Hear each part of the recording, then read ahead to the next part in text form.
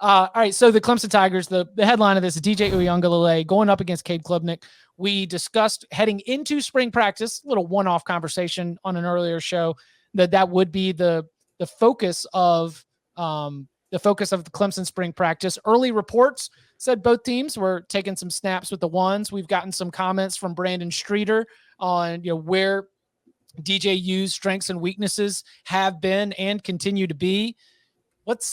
Have your thoughts changed at all based on the buzz that we've gotten from Clemson? What's the expectation for this quarterback battle? Either when you think it's going to end, who you think is going to win it, and what Clemson's offense might look like by the time we get to the fall. I think it'll still be DJ.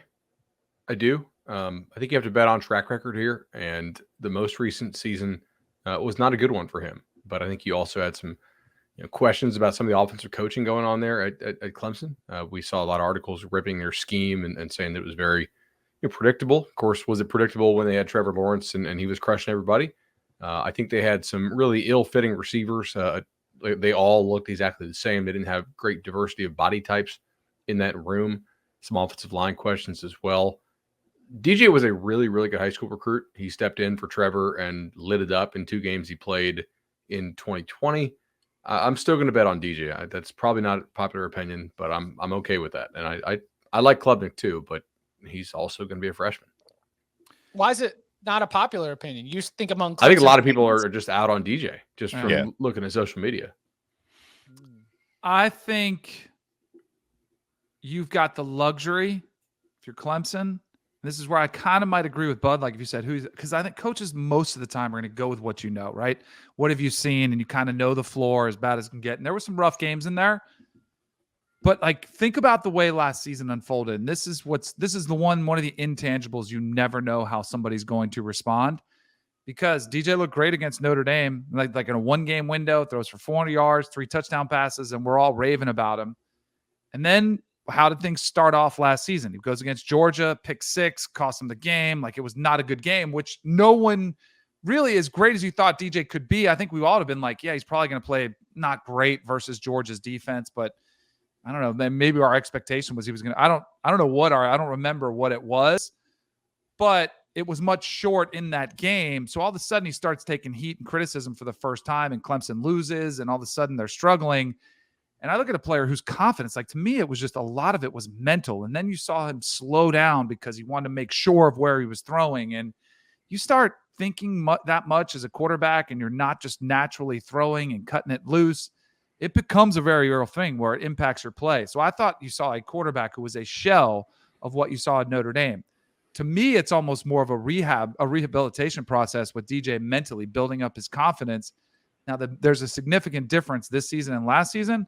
Last weekend started with Georgia. This season, it's Georgia Tech on the road. Then it's Furman, Louisiana Tech. Wake is probably their first challenge.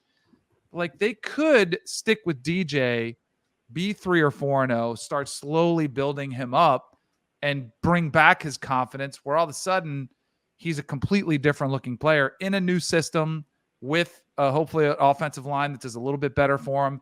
Now they've got Shipley, who they like. Now they have a little bit more of an identity with him, where it could be a little bit more of a steadier ride. And then it's all right, can you get that upside again out of DJ? And that's the question. I don't know. That's what Clemson has to ultimately decide. All right, are we going to go with the veteran experience with the floor built in, or do we take a swing for the fences? And maybe, and this is where I don't know, maybe you play both quarterbacks, because I think teams are more willing to do that, especially against a schedule like this where you can win and play them both and figure it out as the season goes on, and then let it play itself out in the field. But I think it'll be a good thing for Clemson to actually have a viable option backing up DJ just in case you need to break the glass. Yeah, that's kind of how I feel too, because if you go back to last year, if Clemson has somebody they feel is a viable backup, does DJ start all season? Because I don't think so. Yeah, because Tyson Fomachan come in. Fomachan played extensive time. I think was it North Carolina. I forget. He played in 6 games, but he only threw 19 passes all season long. Yeah. So if they feel more comfortable with Klubnik, we might see a shorter leash for DJ going in here. And Fomachan he's still in the transfer portal, right? Yeah, I think so. Yeah. So I don't know. I agree. I think DJU is going to win that job just based on familiarity with the offense and all that kind of stuff. But it's going to be interesting to see how short the leash is. And if he does struggle early in the season, do they quickly go to Klubnik and say, all right, well, let's see what this kid can do, because we've already seen this movie before. What's in DJ's control? Brandon Streeter's been talking about his footwork all spring. He said when his footwork gets off, his accuracy plummets. If there's one thing in which I'm unfortunately now every Clemson fan who has not been to quarterback camps is going to be talking about footwork. That's going to be a little frustrating, but here's what that is in his control. Here's what's not in DJ Uiagalelei's control. The story of Cole Stout and the story of Kelly Bryant, because Cole Stout was named the starter and there was an early enrollee, true freshman named Deshaun Watson, who a lot of people were pretty excited about 4 to 5 games into that year. Time to let the freshman get in. Kelly Bryant, he won an ACC championship year before. Came in, was named the starter for the first game of the season. And about, 3-4 games in, time to let the kid in. Sure. Trevor Lawrence. Just the experience for the program and the decision-making from Dabo Swinney that has twice taken a superstar blue chip early enrollee true freshman, allowed the veteran to be the starter at the beginning of the year. And then once you get a couple games in, whether it's the performance of the veteran or your confidence in the younger player, let him get out there. Man went 27-0, won back-to-back state championships at the 6A level in Texas.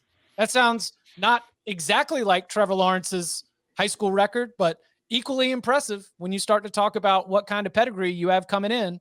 And again, Kelly Bryant and Cole Stout and DJ Uiagalelei, like if we're going to compare their pedigrees and their ceiling and their projection, wildly different.